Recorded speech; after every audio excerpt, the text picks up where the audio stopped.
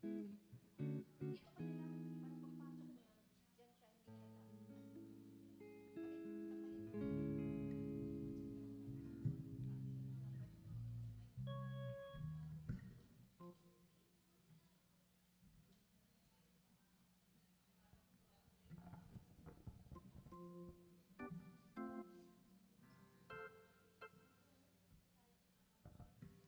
na, start. Hello, hello. Good morning! Isang pinagpalang linggo para sa ating lahat, mga kapatid sa Panginoon. Amen? Amen. Nakakalungkot lang, di ba, ng mga nagdaang araw dahil sa bagyong Karina. Kapangalan ko pa man din. Mm-mm. Sabi kong, nahihiya akong bagisin tuloy yung aking totoong pangalan dahil sabi ko, Lord, nagdala ng salot sa aming bayan. Sabi kong ganon. So, buti na lang sa aking mga mahal sa buhay, ako'y blessing. Amen. Amen. Totoo, di ba? Kasi ang mga anak ng Lord, dapat pagpapala tayo sa ating kapwa at ating mga mahal sa buhay. Yun po yung pag-aaralan natin ngayon sa preaching ni Irene. Amen.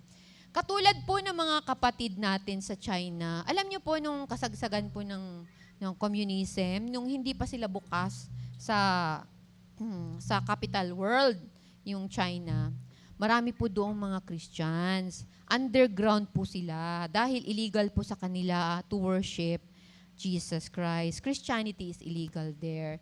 But because they love Jesus Christ so much, they are willing to sacrifice whatever safety that they have for themselves because they want to glorify God by meeting together. Because they know that in the Bible, it says na it is pleasing to the Lord that we gather and encourage one another and worship the Lord together. So ito po sa atin, paglinggo, privilege po tayo. It is an honor and a blessing to be together na walang pwedeng pumigil sa atin na tayo ay magsamba sa Panginoon. Amen? No? Blessing po na nakarating tayo dito ng ligtas at mapayapa at may kalayaan para sambahin ang Panginoon. Amen. Praise the Lord. Kaya sa araw na to, sa ating praise and worship, tayo po'y magre-rejoice. Kahit po na may kalungkutan dahil sa mga pinagdadaanan nating problema sa buhay. Pero ang Diyos ay mabuti at tapat. At ang bagay dito sa mundong ibabaw, panandalian lamang. Pati din po yung ating mga pagdurusa, mga problema.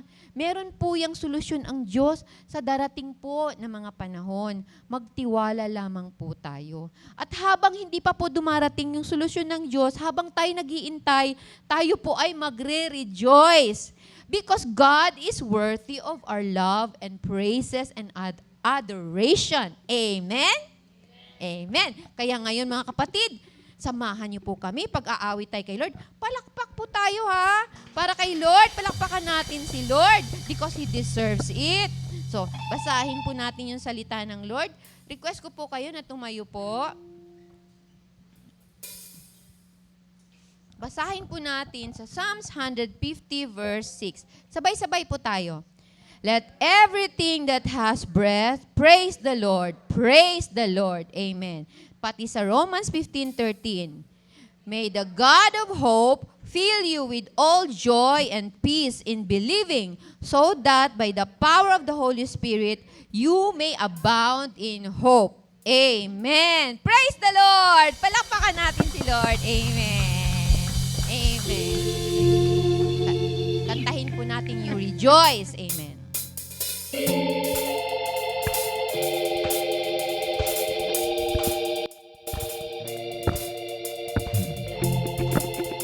Lord, we worship you, O God.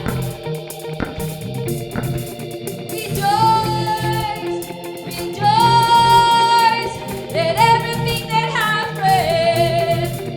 Rejoice, rejoice, let everything that has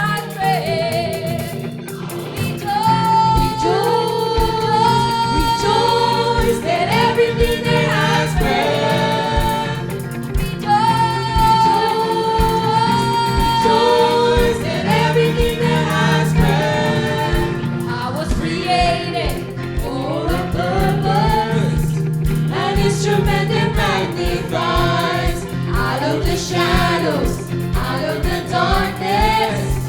I'm walking in His marvelous light.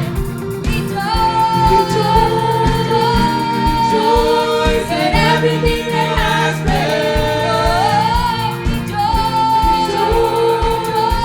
Rejoice in everything that has been. Again I say, rejoice.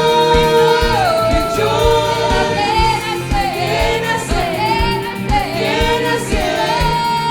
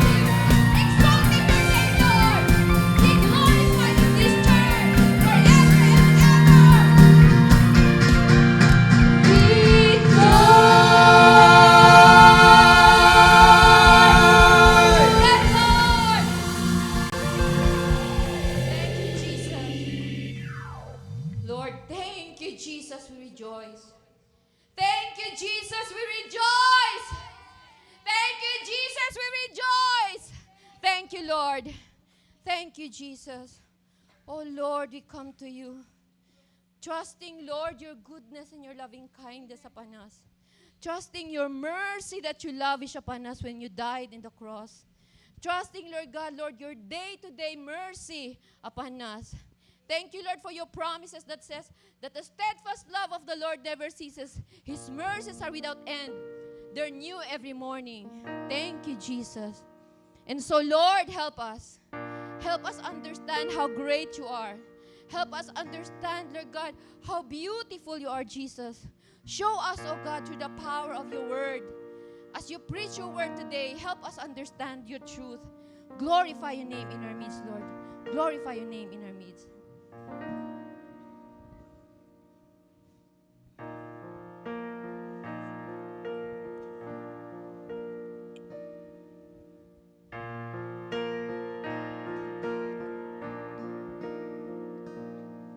Prepare our hearts, oh God. Help us to receive. Break the heart and stony ground. Help our unbelief. Plant your word down deep in us. Cause it to bear fruit. Open up our ears to hear. Lead us in your truth.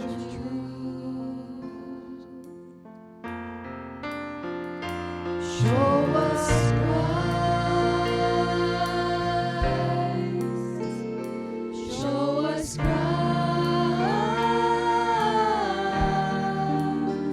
Oh God, reveal your glory through the preaching of your word, until every heart confesses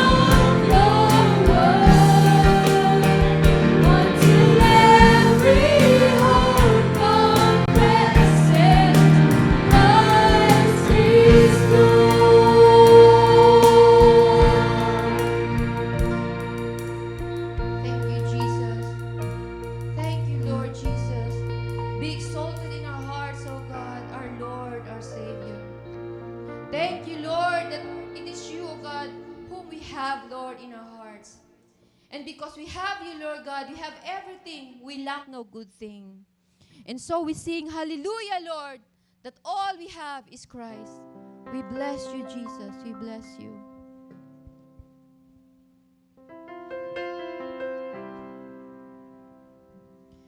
Hallelujah.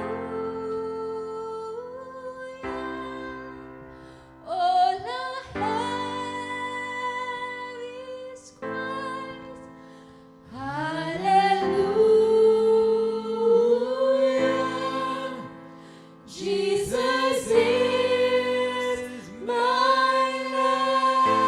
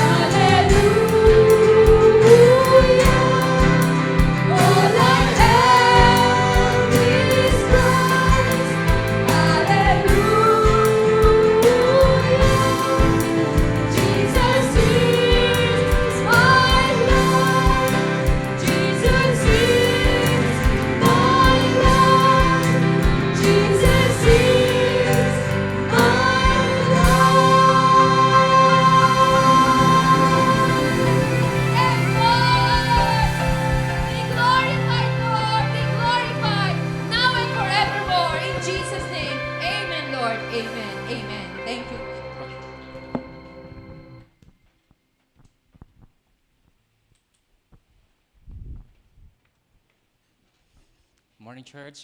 Please take your seat and let's continue to worship the Lord in prayer. Our gracious Father in heaven, we come before you with so much gratitude in our hearts, Lord God. We thank you for everything that you have done in our lives. For the past week, Panginoon, naranasan namin ang iyong walang humpay na pagpapala, Panginoon. Thank you, Lord, because you never cease to give us what is good, Panginoon. And your plan for us is good. It's always for our good, Panginoon. Thank you that you are causing all things to work together for our good, Panginoon, so that your purpose will be fulfilled in our lives, Panginoon. And today, Lord, we thank you sa nakalipas na linggo, Panginoon. Thank you for preserving our lives. From the flooding, from the typhoon this past week, it has been a very difficult week for many of our countrymen, especially yung mga nakatira po sa Metro Manila and even sa Central Luzon, Panginoon. Lord, we pray that may you remember them during this difficult time. Help them, Lord, na makabangong muli, Panginoon, from the flood. We pray for our government, even yung mga LGUs, that they will be able to have the better and good response for the emergency and yung flooding, Panginoon, magkaroon ng proper planning and mitigation, Panginoon. Grant our leaders the wisdom and the political will, Panginoon, so that yung aming mga kababayan ay magkaroon ng mas maayos po, Panginoon, na pamumuhay, Panginoon. Lord, we also remember in prayer ang mga magulang, Panginoon, dahil tomorrow ay mag-start na naman po, Panginoon, ang classes sa mga public schools. We pray especially for those who are in need, Panginoon, mga nangangailangan, Panginoon. May you continue to show our brothers and sisters your provision, Panginoon. And patuloy, Lord, na ikaw ang mabigay ng wisdom, Panginoon, sa aming mga students. Help them, Lord, na makatapos sa kanilang mga studies. And may you sustain them physically, emotionally, and mentally, and most especially spiritually, Panginoon. Sa kanilang pag-aaral ay lalo po lumalim ang kanilang pagkakilala sa iyo, Panginoon. Hindi po ang kanilang pag-aaral ang siyang magpalayo sa kanila sa iyo, but as they continue growing, Lord, and learning, Panginoon, may they continue to increase din naman, Panginoon, their wisdom and their perception pagdating po sa iyong mga salita. Lord, today as we listen to your word, Panginoon, it's our prayer that you will prepare our hearts, Panginoon. Allow us, Lord, to learn from your word, Panginoon. Help us to apply them, Panginoon. Hindi lang namin ito marinig, but maisabuhay namin. May we be doers and not simply hearers of your word, Panginoon. So, Lord, grant us the sensitivity and open hearts. There are times the enemy wants to take away, Panginoon, yung mga salita na nilalagay mo sa aming mga puso. Lord, nawa po, hindi po ito mawala ng bisa po sa amin. Instead, Lord, may you cultivate our hearts so that your word will grow and may it be planted on good soil, Panginoon. Lord, linisin mo po ang aming mga puso mula sa mga dawag, sa mga damo o mga bagay na pwedeng makaagaw ng spiritual nutrients, Panginoon. Some of us, Lord, are struggling with sin. Some of us, Lord, are suffering right now, Panginoon, and may you sustain us, Panginoon. Help us endure ito pong mga sufferings po na ito with complete confidence and faith in you, Panginoon. Lord, I pray that your word will establish us this morning for us to live lives that are full of hope, Panginoon, and filled with joy in Christ Jesus, knowing, Lord, na yung life namin, Panginoon, hindi pa talaga ito yung tunay na buhay, Panginoon, but our life for eternity. Salamat, Lord, kasi we have the privilege, we have the assurance na ng eternity dahil sa aming pananampalataya sa iyo, Panginoon. So, Lord, bless our church. help us to be able to fulfill our mission to go and make disciples. And Lord, help us also to get rid of the things that may hinder us from fulfilling this mission, Panginoon. May you bless the leadership of this church, Panginoon. Ang aming mga pastors, elders, deacons, ministry heads, even the growth group leaders, Panginoon. Continue to ignite our hearts. Give us a clearer vision of Christ in everything that we do. May we grow in our intimacy with you, Panginoon. And as we grow in our intimacy with you, Lord, we pray that every leader will be conformed to the image of your Son, Jesus Christ. Lord, may we be Christ-like in everything that we do. And may our hearts be pure, Panginoon. May our desire, Lord, be to glorify you and to lead others to have a genuine and growing relationship with you, Panginoon. Lord, we entrust to you the leadership of this church. They also have the struggles, Panginoon. They are also experiencing many trials in life and problems even in the ministry. But I pray that you will help them endure and help them, Panginoon, sa kanilang mga pinagdadaanan, Panginoon. May you continue, Lord, to unite them and may they lead the church to the deeper level of spiritual life, Panginoon, where we will be all rooted in Christ, Panginoon. And we will all be fruitful, Panginoon, as we abide in you, Panginoon. Bless every member of this church, Panginoon. Bless our plans, Lord. Some of us are undergoing difficulty pagdating sa mga decision-making, sa family, and even sa ministries, Panginoon. Lord, prepare our hearts, Panginoon, ngayong pong umaga. So that whatever we're going to do and whatever decision we're going to make, Panginoon, may it be honoring to you, Panginoon. May you direct us, Panginoon. Grant us wisdom sa mga oras po na ito.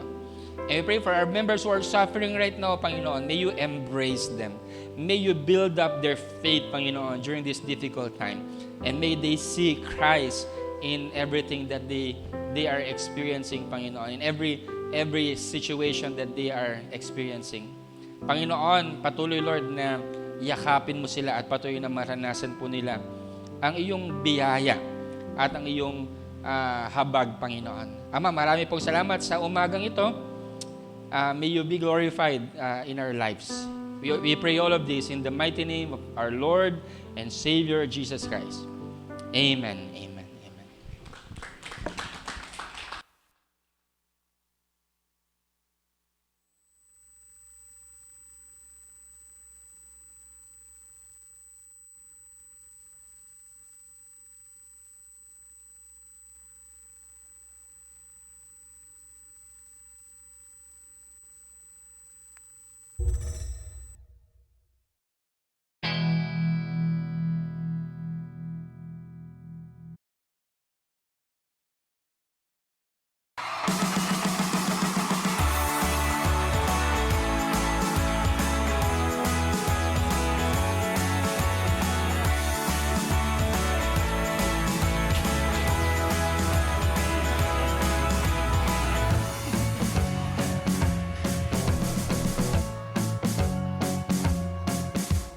Creep, creep, creep, in the dark fear comes to blow out all your lights.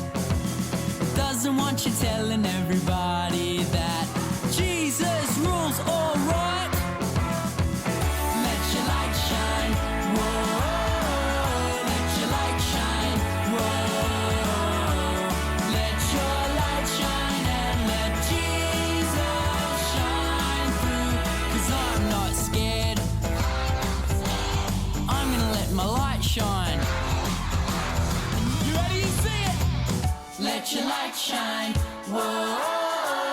Let your light shine, whoa. Let your light shine and let Let your light shine, whoa. Let your light shine, whoa. Let your light shine and let Jesus shine through you.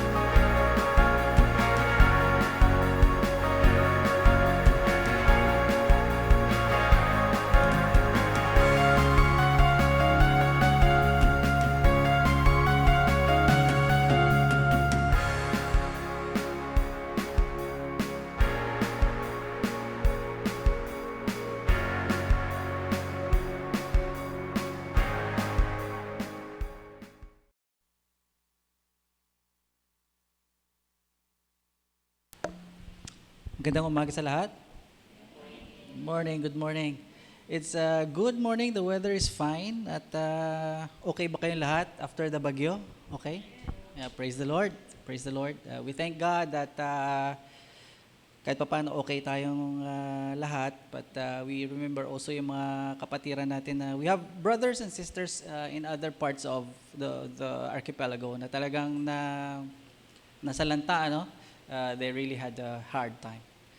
So, anyway, it is one Sunday again. We worship the Lord God. And the discussion topic we are going to open up is about maturity. And the challenge is that we go towards that goal. And ito ay pag-uusap-usapan natin ngayon as a parang sequence dun sa previous discussion natin. This is part of a whole series of topics from the beginning of this year until today. And remember the last time we were challenged by Pastor Raul of course, by the Word of God, to, ano nga ba yun? Sabi niya, to desire the Word of God, desire the Scriptures, desire the Word of God, like a baby desiring milk. Di ba yun yung usapan last time? So parang yung baby na nagde-desire ng milk, dapat daw maging ganun din yung desire natin sa Scriptures. And this today, we will use that desire for the Scriptures to learn what we have to learn today. All right? And you need to open your Bibles to the book of Hebrews because the text, the material that we are going to discuss is in chapter 6 of the book. And at ayaw niya ulit. Oh, goodness. Buti na lang, meron tayong katulong dyan sa next. So, Hebrews chapter 6. I would like you to open your Bibles to verse 1. And you keep your Bibles open because the whole material will be taken from the chapters leading to 6:1. And then the things going downward after 6:1. So hanggang dulo ng chapter, we will see and look into that. And I encourage you to read that again, pabalik-balik, pag kayo na lang meditate upon it when you go home. Now, we are here saying that inutos ng author, sabi niya, therefore let us leave the elementary doctrine of Christ and go on to maturity. And straightforward, hindi na tayo paligoy-ligoy. An exercise in grammar. This is a double verb sentence, dalawang verb magkasunod sa isang sentence. And which one is the more important verb? Yun yung kailangan natin. It's key to the interpretative stance natin that we can go on as we proceed to interpret the verse and understand it. So typically, pag double verb yung isang sentence, the latter verb becomes more prominent pagdating sa meaning. So, for example, bigyan natin ng example to clarify. Halimbawa, sabihin ko na, you go and make friends. Humayo ka at makipagkaibigan. Which one of those two verbs, yung isa you go, ay yung isa is make friends, alin doon yung mas importanteng verb? The important verb is, yung pag tinanggal mo yung isa, mabubuhay pa rin yung meaning. Yung less important verb is, pag tinanggal mo siya, the meaning will not be changed so dramatically. So pag tinanggal ko yung make friends, yung go doesn't mean anything anymore. Right? Pag sinabi mong go what? Di ba? Go where? Go when? Pero pag sinabi mo go and make friends, you can take away the go actually and yung make friends still makes sense. You make friends, it still makes sense. Right? Another example. Sino sa inyo yung nanonood ng volleyball league? Nanonood ba kayo? Di ba? Marami. Sino sa inyo yung nanonood na ng Olympics? Become live now, no? Nanonood ba kayo, Olympics? Minsan? Hindi interesting no? Hindi naman tayo nananalo. So, for example, another example. Play your best. Bawa, no? Play your best and win the game. Yun yung sentence. Which is the most important verb? Pag sinabi mo nga play your best, yung play ba yung verb na importante? o yung win the game, yung mas importante? Which one is the more important verb? Win the game, no? Pag sinabi, you play your best, then, doesn't matter much, di ba? Just play your best, okay, fine. Pero pag sinabi mong win the game, tanggalin mo yung play your best, still, it connotes na you need to play your best because yung gusto mo is to win the game. So, in a compound, yung dalawang verb na klase ng sentence, I'm just illustrating that the more important verb would be typically yung may meaning talaga would be the latter part, yung kasunod na verb. And so in this example that we have in Hebrews chapter 6 verse 1, we have two verbs that are playing part. Number one is leave behind the things that are elementary, sabi niya, the elementary doctrines of Christ. And then there is a second verb which says go on, go on to maturity. So which is the more important verb? Well, based on sa examples natin, go on to maturity, di ba? Ibig sabihin, if the Bible says, leave the elementary doctrine of Christ, then what? No meaning. Iwanan ko yan then what do I do? What do I do with life? Then the whole thing becomes meaningless. But if you say, go on to maturity, then definitely it comes, it's like almost an unwritten consequence that there are some things that you need to leave behind. Right? So you go on to maturity is the focus, and that's the focus that we have today. Now, a little bit of a background in the book of Hebrews. The book of Hebrews was written to the first century Hebrew Christians. Yung mga Hudyo, those Hebrew people that became Christians. They became believers of the Lord Jesus Christ. Now, what's the challenge of the audience ng book na to? Well, in the first century, kung ikaw ay isang Hebrew, kung ikaw ay isang Hudyo, kung ikaw ay isang Israelite, and you become a Christian, right? From the mainstream Judaistic religion, yung the Judaism, if you become a Christian, ano bang mangyayari sa'yo? Well, ipipersecute ka lang naman ng sarili mong kababayan, sarili mong pamilya, at ipipersecute ka rin ng mga hintil na Romano. Okay? So, you will be persecuted by your own kind. And you will be persecuted by those other kinds. And so, to be a first century Jew Christian is not easy. Okay? Hindi siya madali. And so, the first century Christian Jewish institution, or yung the first century Christian Jews are facing not an easy time because they translated, I would say, to the faith of Jesus Christ versus the previous faith nila dun sa Judaism. No?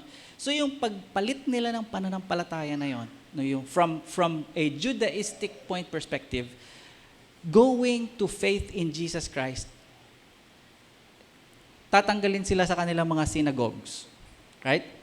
How important sa isang Hudyo ang nasa isang sinagoga? Very important. The synagogue is their social life. You know? It's like ngayon, ganito tayo, GCF Santa Rosa. Pag ikaw nanampalataya ng iba, tatanggalin ka rito. Ganyan. Right?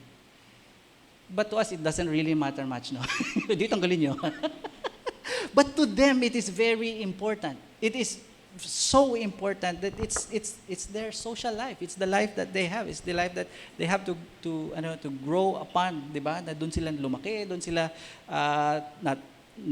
natuto, nagkaroon ng identity and so on and so forth. And you will be cast out. So to be a Christian Jew in the first century is not really easy. And the book was written for them. Bakit? Because of the challenges that they face, evidently Chapter 6 is talking about some probably, we can infer, it's not specifically written down, but we can infer that some of them may probably have, tag dyan ay, fallen away. Or, sa common term natin ngayong backslide. Now, to the first century Jew, backsliding is not the same as backsliding we have today. Pag sinabi ngayon, nag-backslide kasi ako, Brad, we define that backsliding as what? Backsliding, yung nagkaroon ka ng mga bisyo ulit, hindi ka na nagsisimba, you go with yung mga barkada na very questionable, and you spend the life in ways of abandon, I would say. Parang the prodigal son, ganun yung dating, no?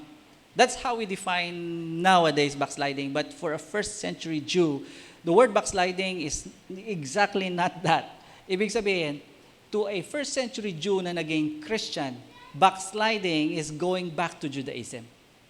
Ibig sabihin, tatalikuran mo yung newfound faith in Jesus Christ, Christianity, and the pressure of going back to the old religion comes in, and you go back to Judaism.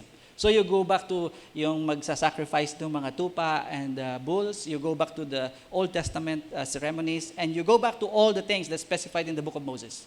Right? That is the backsliding part if you are a first century Jew.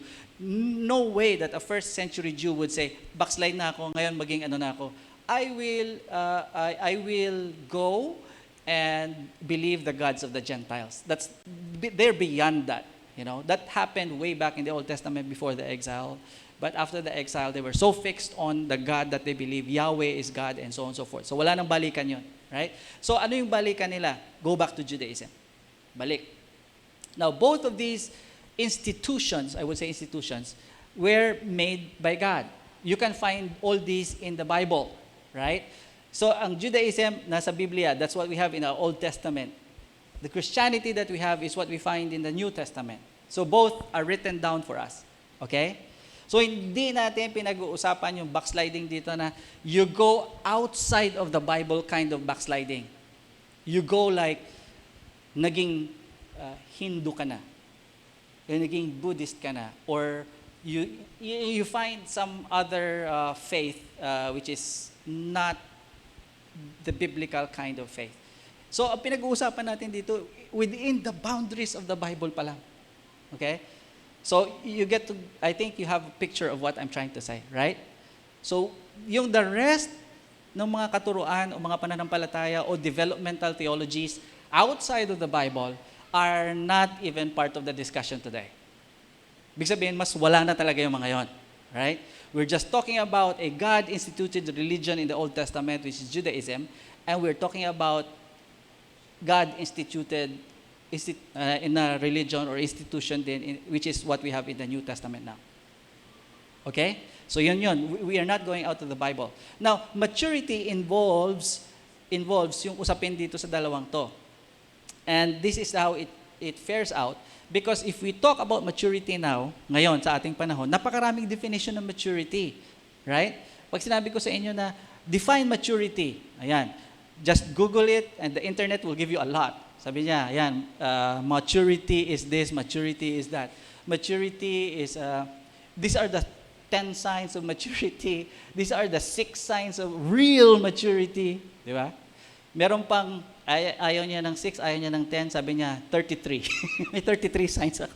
So I don't know. You Google it and you find so many more. And it's so confusing and probably you end up more confused than when before you looked it up. So how do we define what maturity is? Now, society, the Philippine society has some very basic definitions as well. So ang definition natin sa Pilipinas ng maturity is typically time-based, edad, no? Right? At 18 years old, pwede ka nang, you are considered mature enough to vote for your leaders. Right? Kaya kung yung mga binoto nyo, after a while, nirereklamo nyo, ayan, sino ba yung mature na nagboto sa mga yan? Tayo din, di ba? So you are practically hammering your own self because you voted for these people, right? But at age 18, whether or not really mentally, emotionally, you are prepared or mature enough to choose your leaders, the society considers you, okay, mature na yan. Bigyan natin ng karapatan na pumili ng leaders. Mature. We are also allowed to marry at the age of 18. No? Pagka ikaw ay 18 na, pwede ka na ikasal.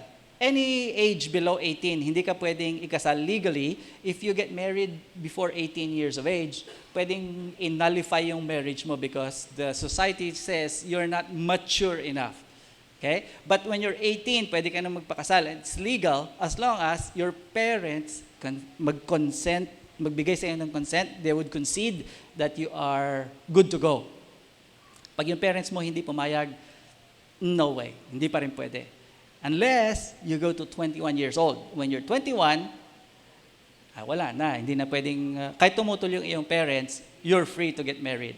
Okay? So, that is how we define maturity. Sabihin ng society, mature na yan, 21, pwede mo na, kahit hindi ka na pumayag na magulang, okay na yan, di ba? Right? But some of us today, especially mga parents, they treat their children as mature. Paano trato yung mature niya? This is my observation. This is not written in our legal laws anymore, pero my observation is, we parents, we treat our children as mature. Pag nakatapos na sila ng pag-aaral, and they begin to work for a living. Yung may sweldo na sila, no? And sabihin na, ay, kaya na mabuhay mag-isa yan. Mature na yan. And that's why we parents sometimes, we are so forceful sa ating mga anak, habang nasa atin pa, sa poder pa, hindi pa nakapagtrabaho, hindi pa marunong kumita ng pera, because we think, maybe we understand that it's very difficult for them to live a life, and so we still parang hook them by the nose. Parang nakakalabaw pa rin sila na sumunod ka, di ba? Otherwise, 21 na ako wala ka naman trabaho Hindi ka pa nakatapos right? So, we have various definitions of maturity in society. As parents, tama ba? Agree ba kayo doon? Magpapakasal na ako. Hindi ka pa nga makabili ng sarili mong, pati t-shirt mo, ako pa yung bibili sa'yo. Anong papakain mo dyan sa... so on and so forth, right? So, although society has varying degrees of definitions of maturity, somehow we have a picture of what maturity is. And it's pictured either in time, oras, or it's pictured either in capability. Kaya mo na, right? Agree? It's either of those, or maybe both. It can be done. Pwedeng ganito na yung time at ganito na yung capability. So we call that mature. But, in the scriptures, the definition can be so far removed from all these things, right? So we are interested today, what does the scripture say, and what do we define maturity is in the eyes of the living God? And that is what we are interested as Christians, because yun yung gusto nating i-pursue. All these other kinds of maturity is just enough to feed the stomach. Alam niyo yun? Para lang malagyan ng laman yung tiyan. But when it comes to matters that would involve eternity, what would God has to say about maturity? Ano kaya ang gusto ng Diyos sabihin pagdating sa maturity? Now, in the scriptures and in the text that we are talking about, Hebrews chapter 6, it starts with the therefore. Sabi niya, therefore, right, leaving the principles, the elementary principles of the doctrine of Christ, you go on to perfection. The word therefore makes us consider the previous text. So the previous discussions on that, chapter 5 verse 14 for example, sabi niya, the solid food is for the mature. I think I need that to change, okay? The solid food is for the mature. The definition niya ng mature, sabi niya, those that have their powers of discernment, or kung malalim masyado yung powers of discernment, ang meaning niyan ay those who have their senses, those who have their, yung kanilang, sensory perception, yung kanilang understanding, have been trained by constant practice to distinguish good from evil. That is what spiritual maturity is, and it's consistent with the rest of the scriptures. Like, for example, the Apostle Paul, when he instructed Timothy, the scripture is inspired by God. Sabi niya, all scripture is given by inspiration of God and is profitable for doctrine, reproof, correction, instruction, and righteousness, and so on and so forth. At sabi niya that the man of God may be mature. And so, pag tinignan mo yung coverage ng maturity na yon, it's the same thing. You know what is to believe in, you know what not to believe in, you reject those. You know what is right to do, and you do those, and you know what is wrong to do, and you don't do them. Right? So, the definition niya dyan is very consistent with the rest of the New Testament. Sabi niya, by constant practice, your senses have been trained to distinguish good from evil. Now, when you were young, ikaw ay bata pa, in the innocence na meron ka, It's so easy to define good versus evil, right? Bawal magsinungaling. Sinungaling po ako. Easy, right?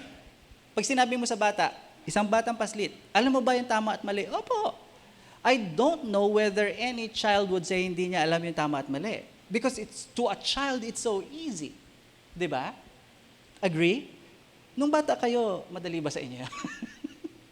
But when you grow old, I'm not saying mature, but when you grow old, the definition becomes gray. And suddenly, parang, the good is not so good anymore. The white is not so white. The black is not so black. Parang, it becomes grayish na. Di ba? Parang, is it bad? Nagsinungaling ako pero white lie yun eh. Because I need to protect my children. And so I lied a little bit. And so, the definitions, nagkakaroon na how to say, less and less separation. Nagme-merge.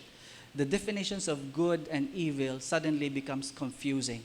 And actually, that's what movies are. You know, in today's, yung mga movies na pinapalabas, di ba? Mga Deadpool and Wolverine. Alam niyo yan? So, si Deadpool actually is a portrayal of evil, an evil, person, blah, blah, blah. But he is portrayed as like a good criminal. O, ganun yung dating, di ba? That's how confusing the definition of right and wrong now in today's society. And of course, the people making movies, they want us to engage in that thought process where parang morality is grayed out in so many areas. And, tama ba yan, mali? And we challenged ourselves with the very basic definitions of what is right and wrong. But then again, sabi ng Bible is, maturity is that you know, by constant practice. It's something that you live out and you know what is right from what is wrong. And that is the definition. Okay, now, in the course ng pagiging mature, there are some things that we need to leave behind. Agree? May mga bagay ka na kailangang iwanan. Some of those things, iwanan natin because they have become obsolete. Okay? Obsolete. Ano ibig sabihin ng obsolete? Hindi na sila gumagana, useless, practically, you don't need them anymore. I give you an example, which is in your notes. Yung obsolete, for example, yung sapatos mo when you were 2 years old, pwede mo pa bang isuot ngayon yon? I doubt very much. Maaring meron pang kaya, ha? Pero I really doubt meron pa, di ba? When you are old, you cannot wear your old clothes anymore. I mean, your baby clothes anymore, your child clothes anymore.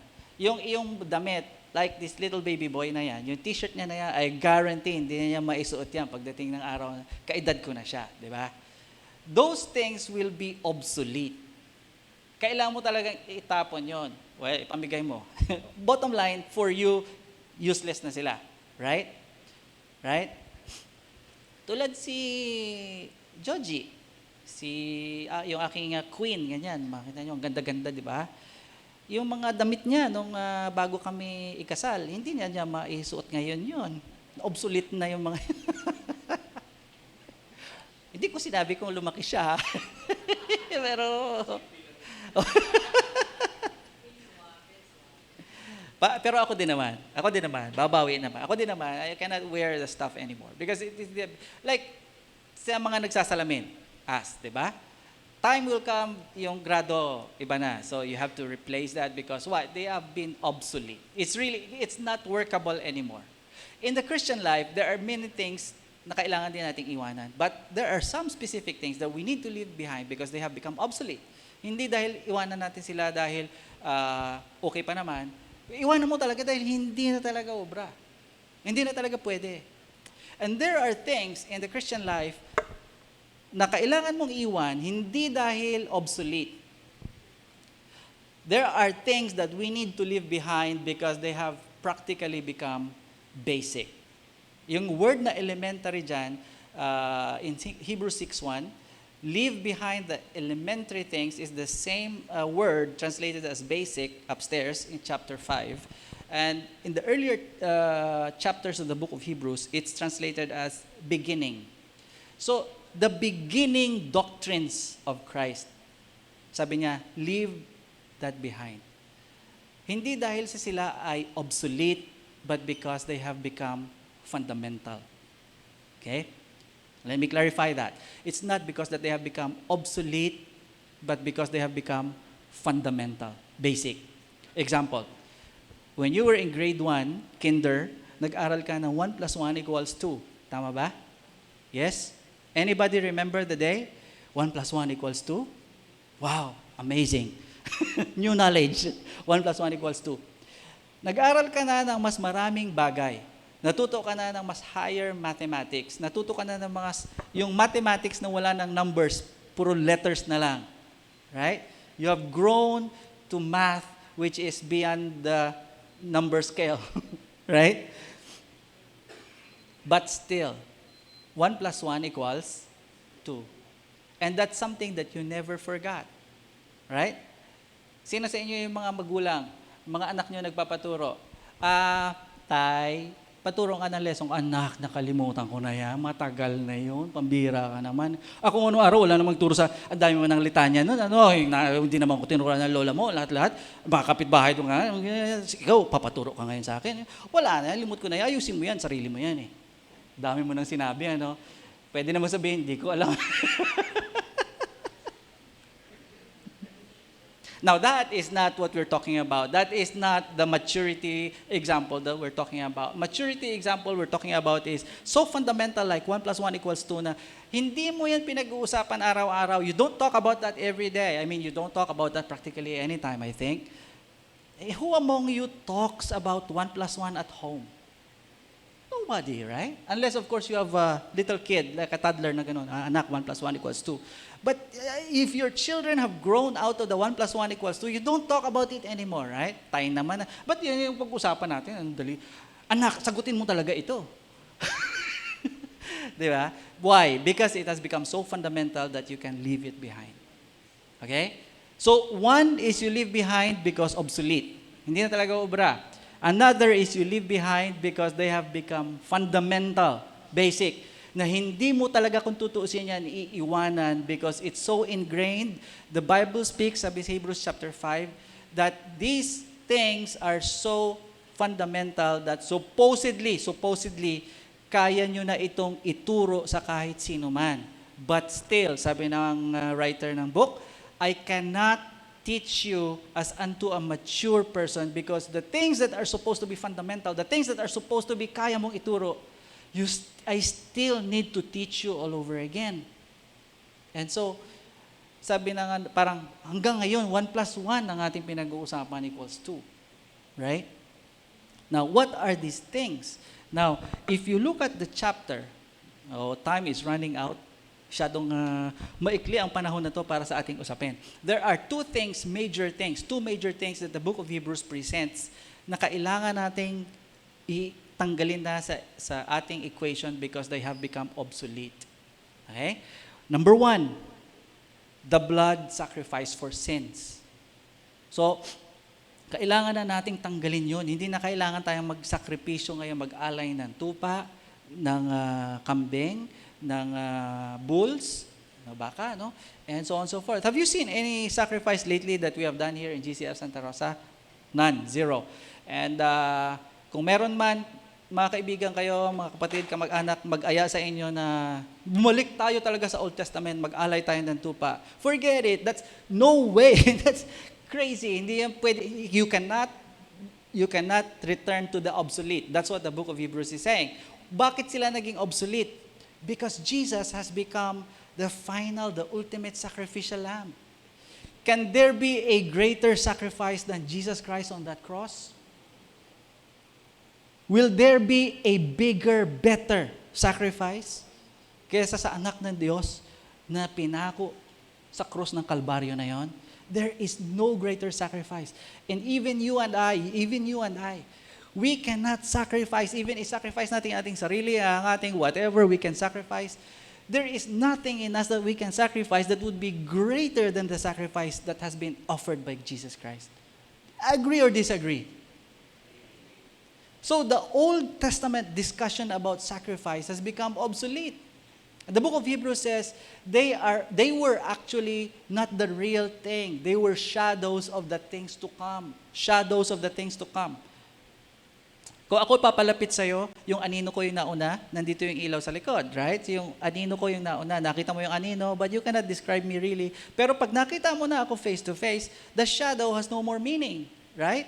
Because you see me face to face is better than what you're seeing in the shadow. And the book of Hebrews says, the Old Testament is a shadow. Everything is a shadow for what Christ will accomplish in life, in your lives and mine. So yung ginawa ni Jesus Christ on that cross is the real thing. The Old Testament was a shadow. And so don't go back to the shadow. Because if you have seen the real thing, get your eyes fixed on that real thing, and that's it, fixed. Leave the shadow behind. The shadow has become obsolete. Get it? Are we still on? We're still okay? Yes? Amen? So that's why we don't have blood sacrifices nowadays. Because we cannot make anything better than Jesus Christ's sacrifice. Okay? Second, the Levitical or Aaronic priesthood. Bakit obsolete? The book of Hebrews says, if the Old Testament sacrifices become obsolete because of Jesus, then you don't need the priesthood to offer up the sacrifice. Ano yung purpose ng priesthood, Old Testament? Is to offer up the sacrifice. Inobsolete mo yung sacrifice. So, the priesthood becomes obsolete. Okay? So, paano naging obsolete?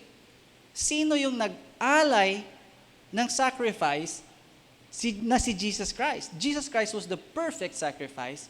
So, who is the priest na nag-alay sa Kanya, who offered Him to God? Well, the book of Hebrews says, and that's why you read it pagdating nyo sa inyong bahay. I'm just talking about chapter 5 and chapter 6, not even the whole book. You can read the whole story already. Sabi niya, Jesus is the final, the last high priest in the order of Melchizedek. So Jesus became the sacrifice, the sacrificial lamb. At the same time, Jesus was actually the high priest who offered up the sacrifice. Kaya pag sinabi na, dyan sa GCF Santa Rosa, wala kayong pare, no? Not in the sense of the sacrifice, like for example, priesthood na pinag-uusapan natin. And so, yeah, we don't. Because Jesus Christ is the only high priest that we have. So there's no human like pare like you and I, because it's not needed as an office. It's not needed because there is no sacrifice to be done. Jesus Christ is the only priest capable, because He is perfect, He is the only priest capable to offer the perfect sacrifice, which is also Himself. And so, do you need somebody else? No. Do I need somebody else? No. Is there anybody else who can be greater? No. So, si Jesus talaga, yes. So that's why the Aaronic priesthood, the Levitical priesthood has become obsolete. We don't need that anymore. If we are in Christ, we don't need that anymore. Are you still with me? Gets? Kaya pag may nagsabi na, ako pare ako. That is a very big question mark in the first place kung hindi siya galing sa angkan ni Levi or angkan ni Aaron. Now, Aaron, of course, is a son of Levi. So, anak pa ni Levi si Aaron. So, more specific to the lineage, Levi, Aaron, and the rest of the priesthood. So, in the Old Testament, to be a priest is a privilege given by God alone because it is by virtue of birth. Meaning, pwede ka lang maging priest pag ikaw ay pinanganak sa lahi ni Levi. Okay? Pwede ka lang maging sacerdote sa Holy of Holies sa temple if you are from the lineage of Aaron. Na anak din ni Levi. Hindi ka pwedeng basta sabihin mo lang, ako pinanganak ako sa lahi ng tatay ko. At gusto ko lang maging pare. There's no way you can do that. Not in the biblical sense of the word. No way. So paano yung mga priesthood ngayon na hindi naman galing sa lahi ni Levi, galing sa lahi ni Aaron, and that is not the priesthood that is specified in the Bible.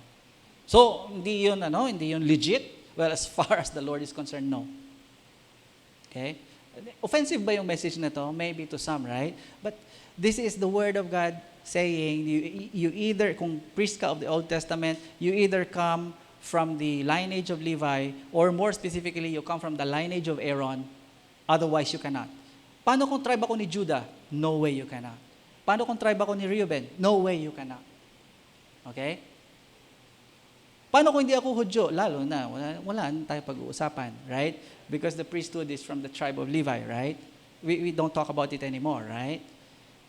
And then, ngayon, galing ako tribe ni Levi, galing ako tribe ni Aaron. Okay, Jesus Christ has made you also obsolete. Yun yung ibig sabihin. Wala na rin. Bakit? Jesus is here. The shadow has been done. Right? Ginawa ni Lord yon so that people will understand what the coming Messiah is. But the Messiah has come, so the office is already done, finished, fulfilled, completed, perfected, done, obsolete. Right? So, meron pa ba ngayon nun? Meron magpupumilit na gawin yon ulit. But for us believers of Jesus, it's done, obsolete, no more. Right? Are you still with me? Yes? Amen. Amen. Ngayon, ano naman yung mga bagay na kailangan nating iwan, not because they're obsolete, but because they have become so fundamental. They have become so beginner. Talagang yun na yung parang pinaka-beginning natin, baby steps.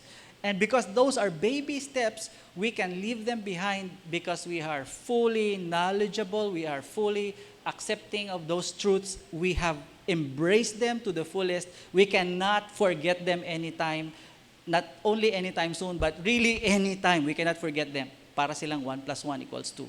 Ano yung mga bagay na yon?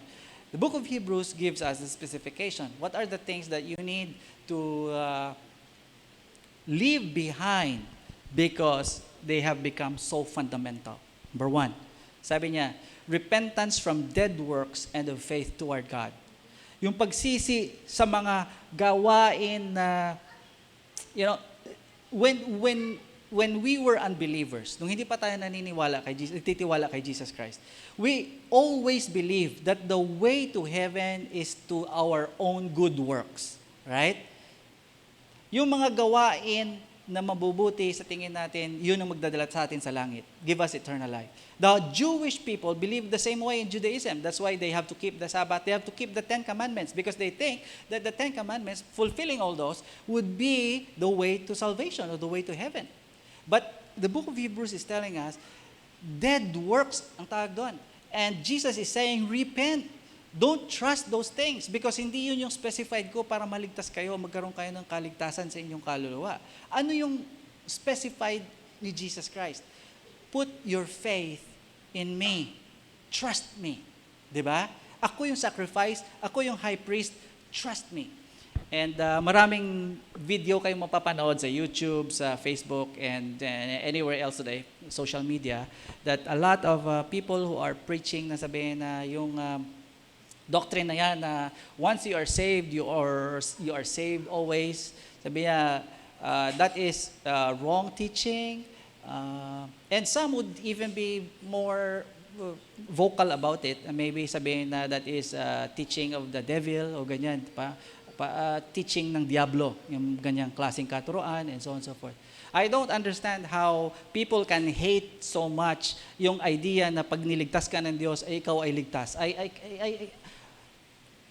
Mas gusto niyo ba yung kaligtasan na patay-sindi versus ang kaligtasan na I cannot understand really how people can hate yung katotohanan na pag niligtas ka ni Lord ay ligtas ka. It's just it baffles me, but anyway. The scripture says you need to leave this behind. Bakit natin iiwanan yun? Kaligtasan yun ah. Ba't natin iiwanan yun? Well, because if you are a believer, you are assured of salvation in Christ.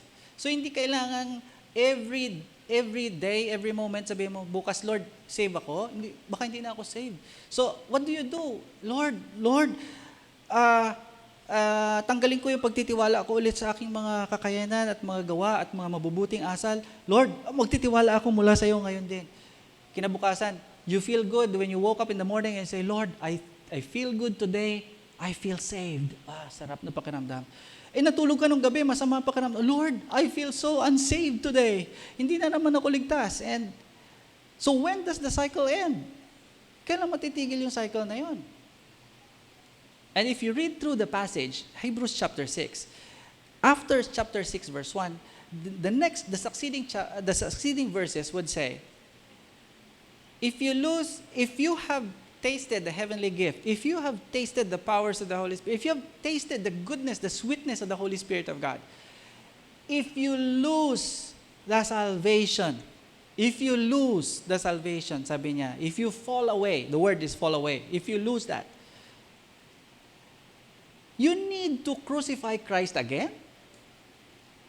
Ibig sabihin, Lord, kasi naligtas na ako, di ba? You sacrifice on the cross, I'm saved, thank you, Lord. Kaya lang kinabukasan, Lord, nawala yung kaligtasan ko eh. Lord, pwede bang magpapako ka ulit sa cross? Can we do that? Does any one of you or me, do we have the power to take Christ back on that cross and crucify Him again? No. Kaya if you say na pwedeng mawala yung kaligtasan, well, kung ganyan talaga if that is really the contention, then hindi ka makakabalik. If you lose it, kung mapili talaga, mawala yung pwedeng mawala eh. O di sige, mawala mo, hindi ka na pwedeng bumalik. There's no, mas gusto mo ba yon? I mean, I'm not saying na pag gusto-gusto lang, but the Word of God specifically says, you leave that behind after you're done with it. Be saved, repent from the previous trust that you have in your own self, in your own good works, because that's dead anyway, and trust in the living God, trust in me because I am the sacrifice, I am the high priest to offer the sacrifice. My sacrifice is perfect. Trust me. And that is salvation. And one time in our lives na nagawa natin yon, magtiwala sa Kanya, the Scripture says, leave that behind. Be assured, mga kapatid. Ngayon, kung hindi ka assured niyan, hindi mo talaga yan maiiwanan. Araw-araw ka magdadasal, Lord, iligtas mo ako. You can never grow out of that cycle because you're not assured. The only way that you can get out of that cycle is for you to be assured in the salvation that is in Christ Jesus. Mga kapatid, assurance of salvation is one of the most important doctrines we have in GCF Santa Rosa because that's the thing that can make us grow into maturity because we are assured that Jesus Christ has saved us. Amen? Assured ba kayo? Di ba? Kahit, minsan, tingin ko kasalanan din natin yun eh. Kasi, some people would ask, so kahit makasalanan kami, we do all the sins and we still continue to live a sinful life, we are saved. Well, and then tayo naman, we would always say, oh naman! Minsan, mayabang pa tayo, ako nga, grabe ang kasalanan ko eh. Pero, sometimes, I think we are partly to be blamed because of this. Minsan, pinagmamalaki pa natin yung pagiging makasalanan natin because we are saved and so on and so forth. I think that is a total disconnect. Hindi yan tama talaga sa scriptures. I made an example earlier on the first service. It's like, pag ikaw magkasakit, Kuya Art, nagkasakit. Sabi ng doktor, uminom ka ng Biogesic, gagaling ka. Uminom ka ng Biogesic. Is that a good thing to do? Is that a mature thing to do? Diba? Maganda, diba? Good thing, diba? Mature thing, diba? Sabi ng doktor, ikaw, may maintenance, bibigyan na kita ng maintenance. Kasi ang taas ng iyong cholesterol, bibigyan kita ng maintenance. Araw-araw, uminom ka nitong gamot. So, araw-araw ka na nagtitake. Bawal ka na rin kumain ng ganito.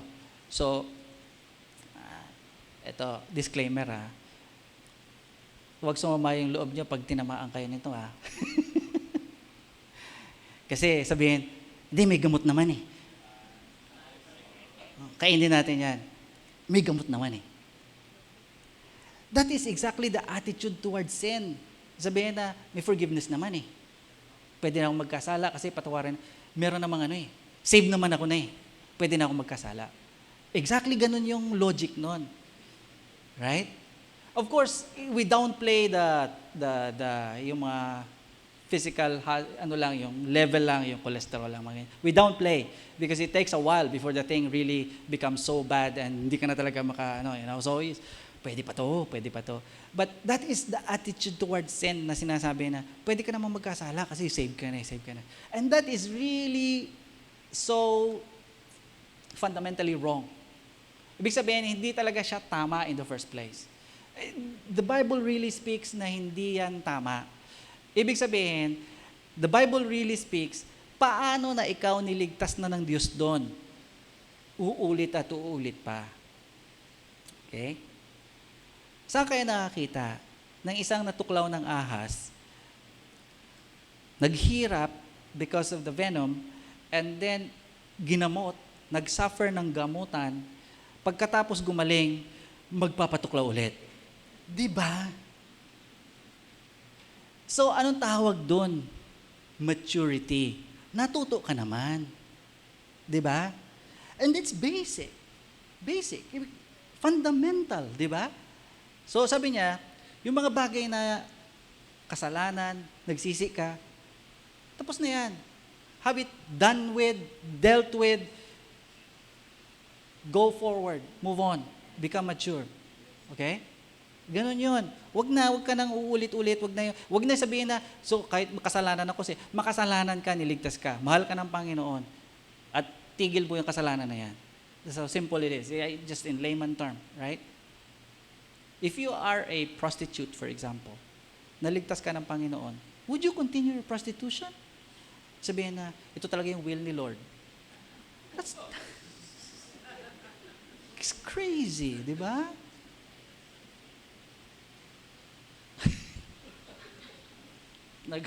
Natulo-tuloy yung aking.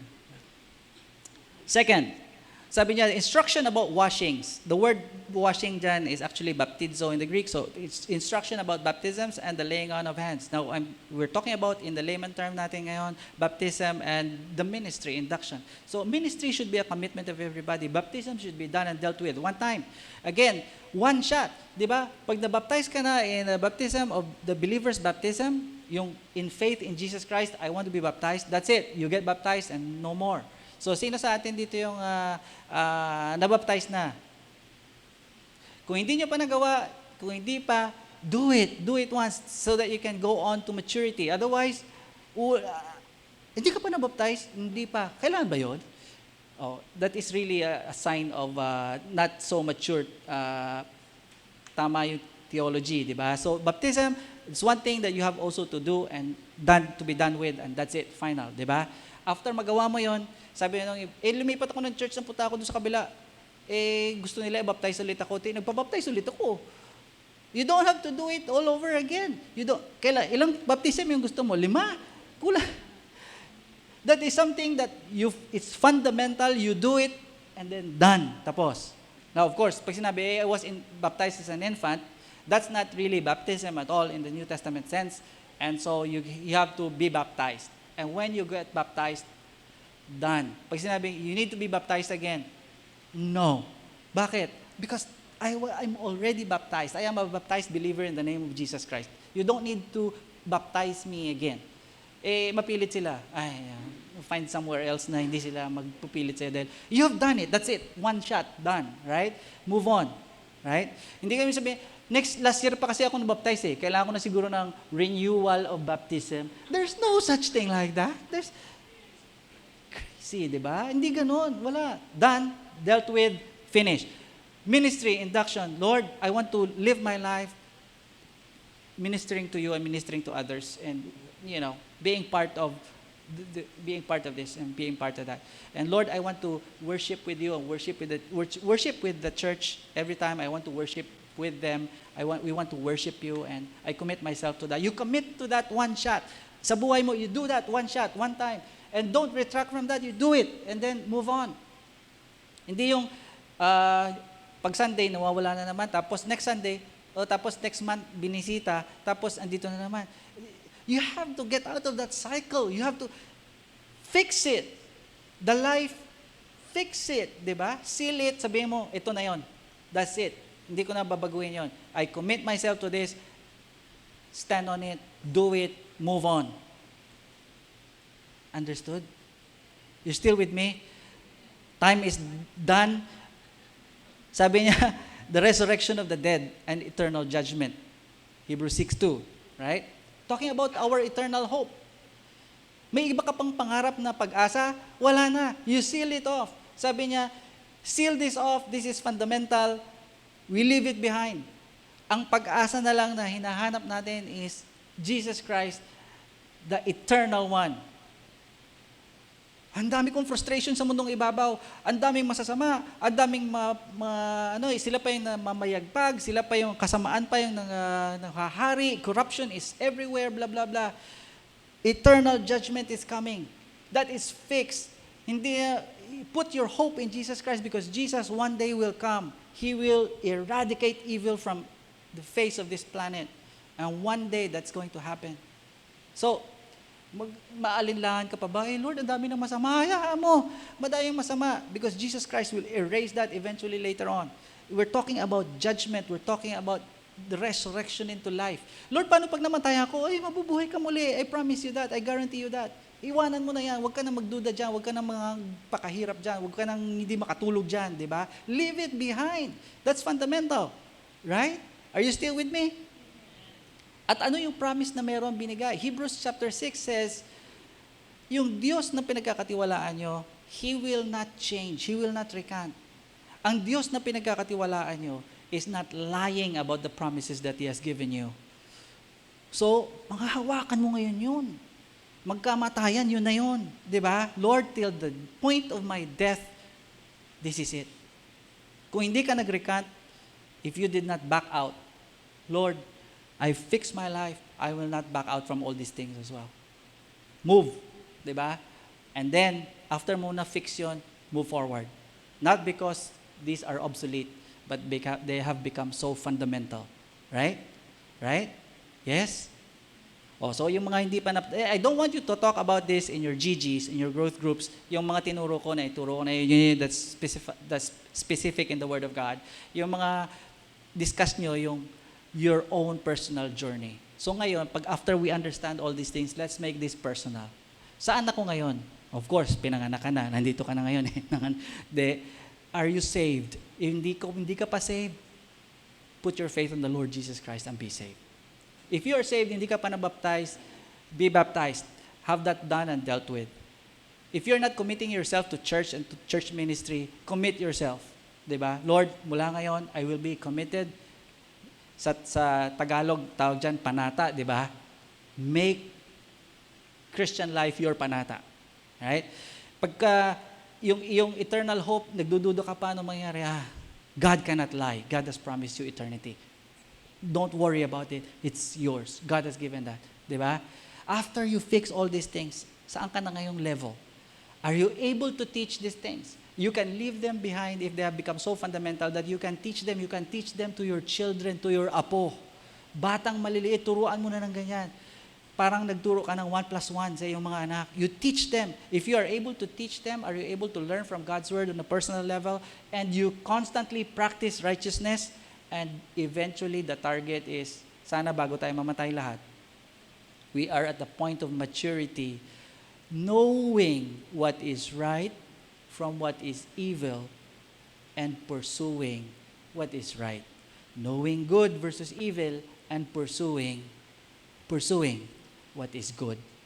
That is what is called for para sa atin ngayon.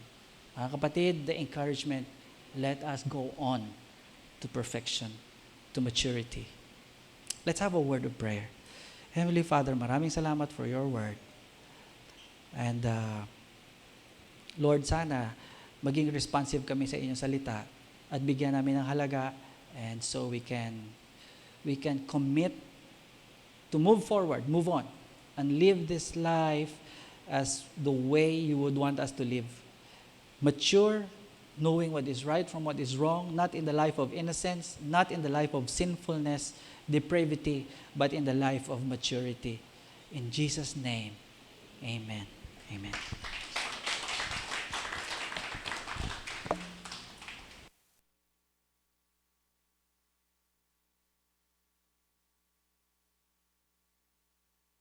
Amen. Praise God. Thank you po, Elder Rainy, for that very wonderful exposition of Hebrews 6:1.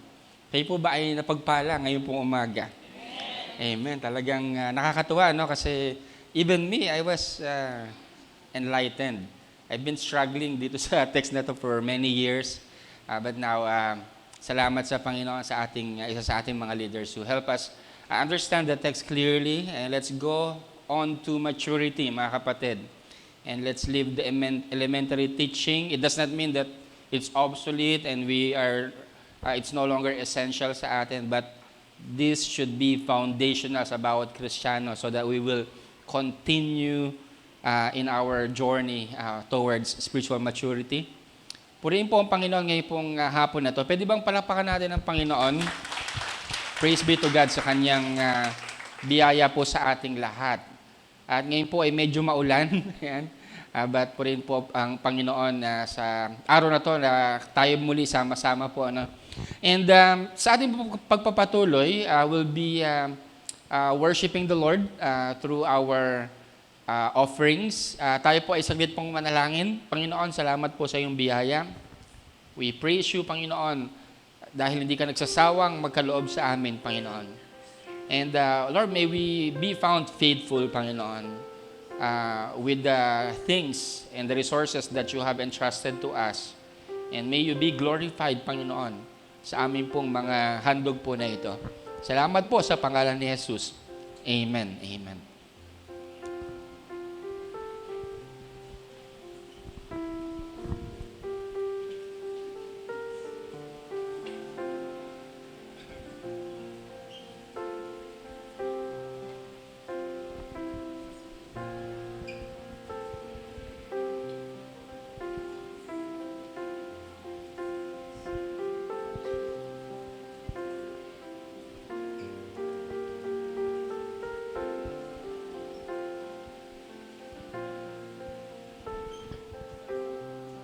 Praise God. Ngayon din po ay last Sunday of the month kasi next week po ay August na.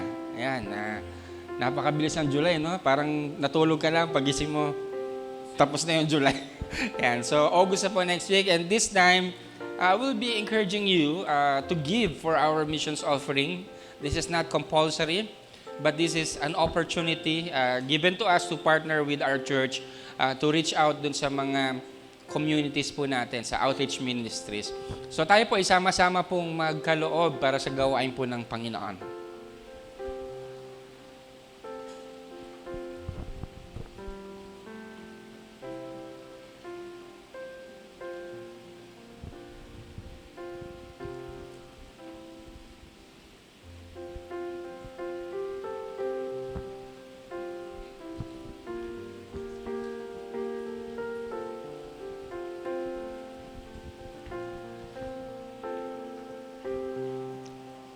Okay, so ngayon po, let me also acknowledge, kung may mga first-timers po tayo, pwede po bang i-request natin na tumayo just to recognize your face?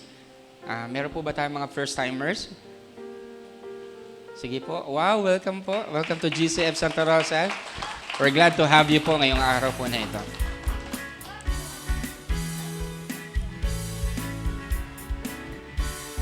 Meron po tayong visitor center at the back. You may want to have a short fellowship with our members po after the service. Ayan, so po rin po ang Panginoon.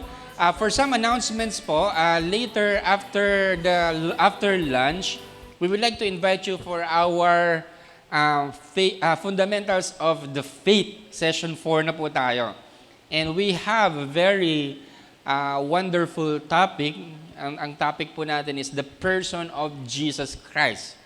No? So kung kayo po ay wala namang lakad after lunch, we want to encourage you to join our class. This will be a very meaningful class kasi napakahalaga po ng topic natin, ano? Jesus Christ, the person of Jesus. Why is he man and God, no? In one person. So we're going to explore this doctrine mamaya po. Kaya po, wag na po kayo lumayo. Kung kakain po kayo, dito na lang sa malapit so that you can come back after lunch. Okay? So after po yan, ito po ay 1 to 3 p.m. dito po sa ating worship hall. Kita-kits po tayo mga kapatid. And then, mamaya naman pong hapon, after the third service, there will be fellowship po ang mga flocks po natin, young adults, singles, fresh grads, and young professionals. That will be 4:30 p.m. Dito po rin sa ating worship hall. Ayan. Kung kayo po hindi pa nakakaranas o nakaka-join sa ating Flux Fellowship, pwede po kayong mag-join mamaya. Ayan. Okay? Sige po. So, open po ito for may free food. Wala pong bayad, no? Free food. And overflowing milk tea. Overflowing lang na tubig. Ayan. So, okay, medyo overtime na tayo ngayon. Anyway, salamat po sa mga plugs po natin. Mamaya po, huwag po kayo mawawala. And then, may nalimutan ba ako na announcement? Meron po ba tayong mga birthday celebrants this week? Pwede po ba kayong tumaas ng kamay? Up to August 3. Sa Saturday po, August 3. Ano? Meron po ba? Beginning today? Pwede po tumaas ng kamay? Ayan, wala po. Sige po. So, let's all stand up mga kapatid and let's close in prayer. Panginoon, salamat po sa mga mensahe na narinig namin ngayong tanghali po na ito. Thank you for blessing us with the Word of God. Allow us, Lord, to process it and also move forward, Panginoon, towards maturity. Grant us the wisdom, Panginoon, to be able to discern what is right and wrong, Panginoon, and also live out, practice kung ano yung mabuti, kung ano yung kalugod-lugod sa iyo, Panginoon. Father God, bless your church. Bless each one of us as we part ways, Panginoon. We want to honor you and give back to you all the glory. May the grace of the Lord Jesus, the love of the Father, and the fellowship of the Holy Spirit be with you all. Amen. Amen. God bless po, mga kapatid.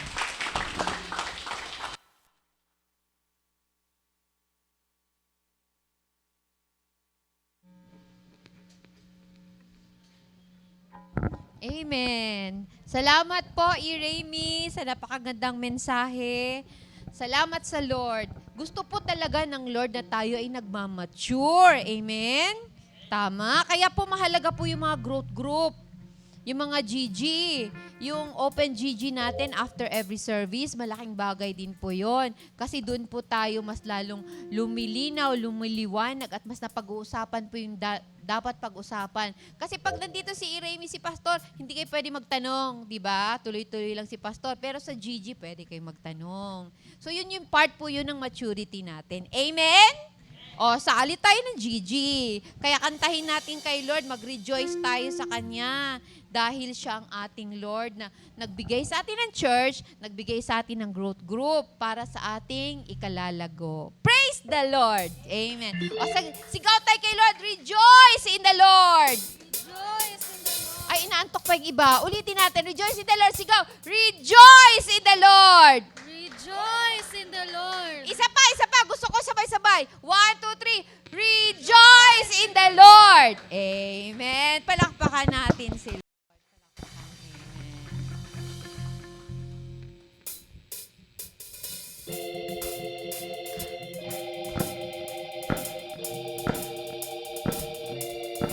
Thank you, Lord. We rejoice in you, Jesus, our Lord and Savior. Rejoice, rejoice, let everything that has breath. Rejoice, rejoice, let everything that has breath. Rejoice, rejoice, let everything that has breath. Rejoice, rejoice, let everything that has breath. I was created for a purpose, an instrument that magnifies. Out of the shadows, out of the darkness, I'm walking in its marvelous light. Rejoice, rejoice, let everything that has breath. Rejoice,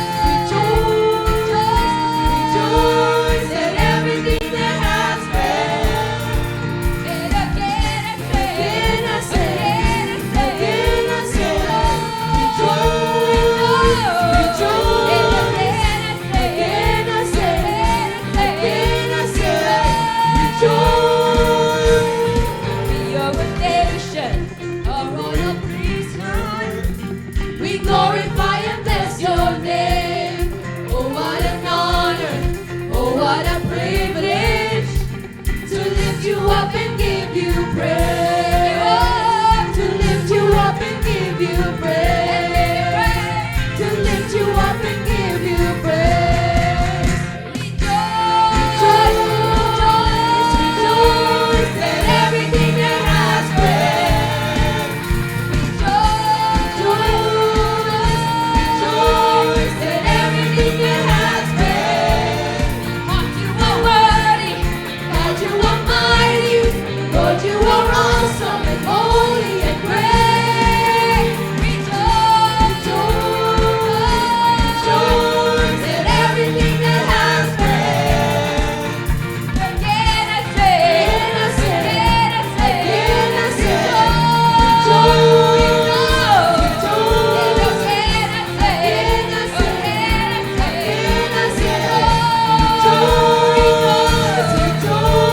Thank you, Lord. We rejoice in your salvation through Christ our Lord. And we bless you, Lord, in the praises of your people. We glorify your name. I'm never gonna stop, never gonna stop, never stop giving you praise. I'm never gonna stop, never gonna stop, never stop blessing your name.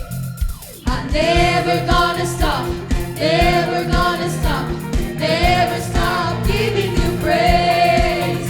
I'm never gonna stop, never gonna stop, never stop blessing your name. Rejoice, rejoice, rejoice, and everything that has breath. Rejoice, and everything that has breath. God, you are worthy, God, you are mighty, Lord, you are awesome and holy